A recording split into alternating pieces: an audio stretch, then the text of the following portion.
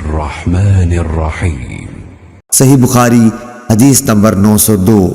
عمرو بن حارث نے خبر دی، ان سے عبید اللہ بن ابی جعفر نے کہ محمد بن جعفر بن زبیر نے ان سے بیان کیا، ان سے عروہ بن زبیر نے، اور ان سے حضرت عائشہ رضی اللہ تعالی عنہا نبی کریم صلی اللہ علیہ وسلم کی زوجہ مطہرہ نے۔ آپ نے کہا کہ لوگ جمعے کی نماز پڑھنے اپنے گھروں سے اور اطراف مدینہ گاؤں سے مسجد نبوی میں باری باری آیا کرتے تھے۔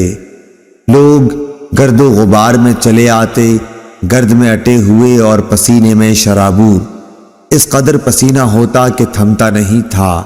اسی حالت میں ایک آدمی رسول اللہ صلی اللہ علیہ وسلم کے پاس آیا۔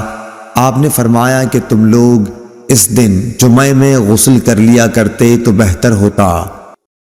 اللهم صل على محمد وعلى آل محمد كما صليت على إبراهيم وعلى آل إبراهيم إنك حميد مجيد اللهم بارك على محمد وعلى آل محمد كما باركت على إبراهيم وعلى آل إبراهيم إنك حميد مجيد